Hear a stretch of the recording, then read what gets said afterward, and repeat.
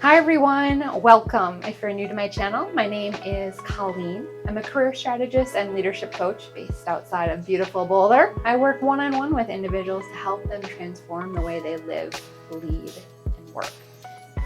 So in this video, I'm going to discuss pursuing your dreams, reaching your potential, and having a positive impact on the world.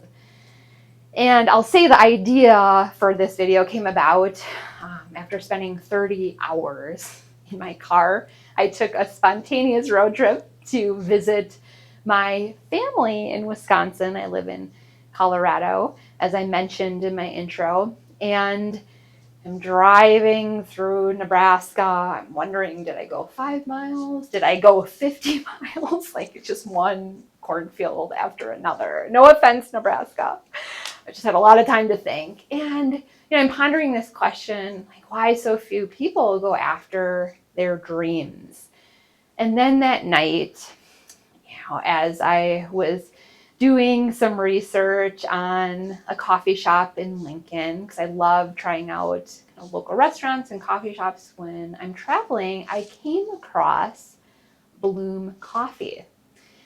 Felt very inspired by their website and what they had to share about their story. The owners are Eva and Justin. So if you're in Lincoln, highly recommend that you check out Bloom Coffee. The story behind the coffee, I'm just going to read an excerpt from their website. It all started with an idea that turned into a dream, an idea to create community, to meet new faces, to bring joy, and to make quality coffee wherever we go. Through years, prayers, conversations, hours, learning and working in a trailer, a space, decisions to keep going when the hurdles arose, help from loved ones and the people we met along the way, we made it here. But why Bloom? We wanted a name that captured the story behind it all, the story of who we are. We believe we were all created for much more than we often settle for. We are all created with strengths, dreams, skills, personalities, and ideas, and we are all placed in different, unique places. We can choose to live in who we were created to be, to step into the creativity given by the Creator, to bloom where we have been planted, or stifle it all down and conform to someone else's box. But the more we live in who we were created to be, much like coffee grounds met with hot water, we bloom. So I love what Justin and Eva shared on their website. I had a chance to experience Bloom Coffee in person. It's so cute. It's very colorful.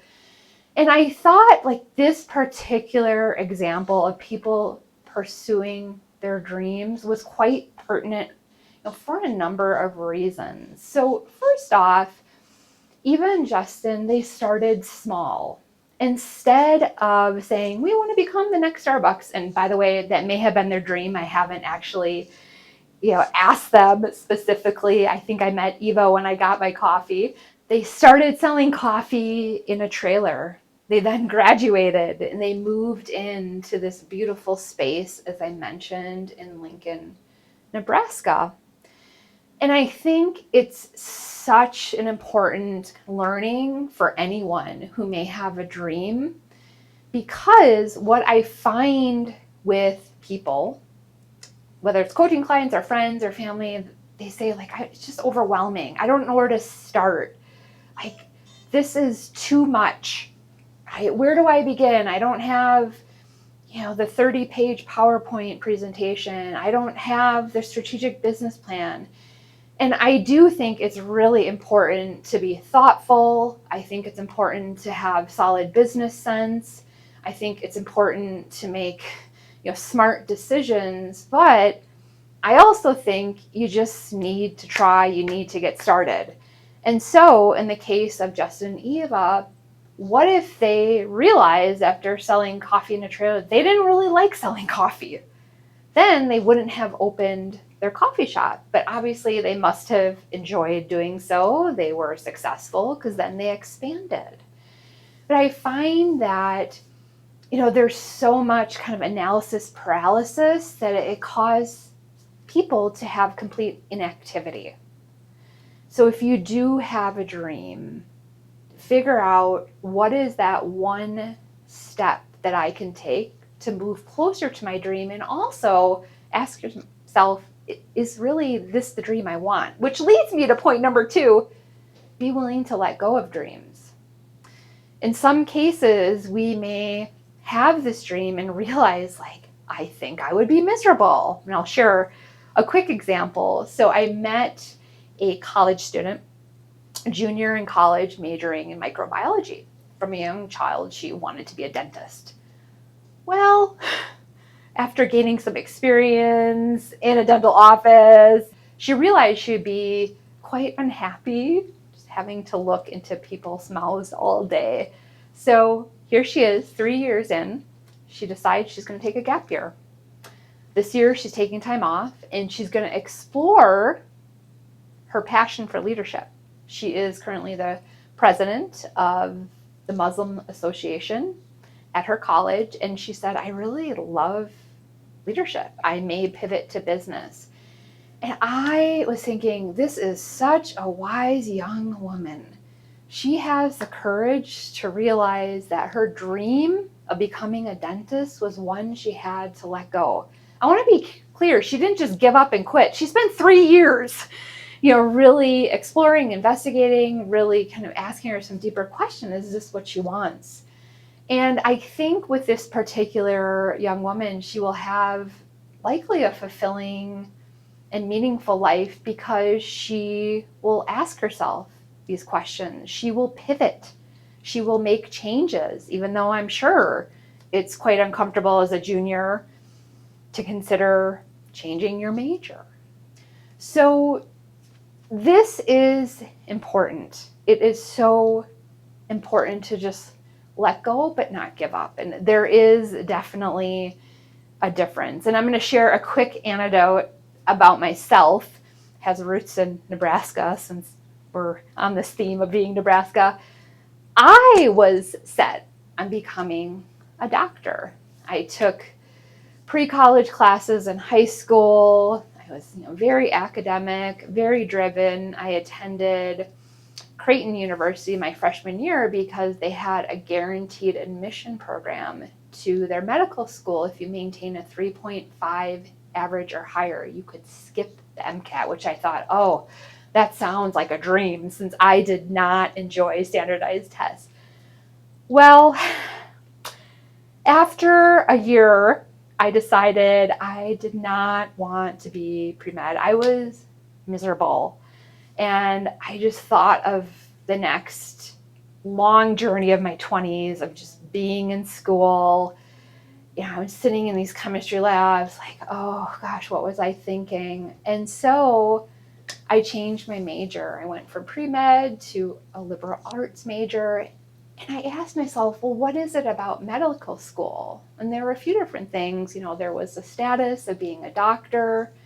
I was very interested in psychiatry. And what happened with my own life is I actually became a coach. So I feel so lucky that, I had the courage and I knew my own strengths and what motivated me. And so I went on and I pursued a liberal arts degree, and then also went on to obtain my MBA. And I absolutely love business, and I also love people.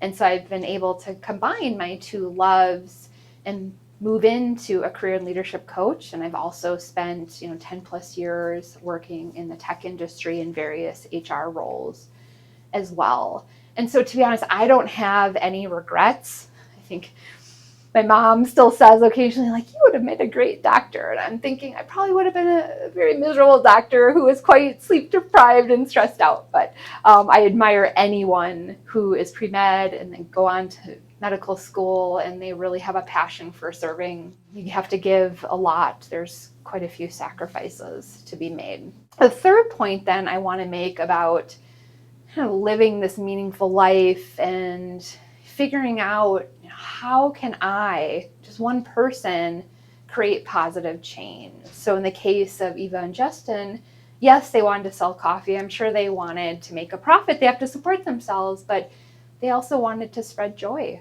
They wanted to create community, and that's going to have a ripple effect within their small town of Lincoln, Nebraska.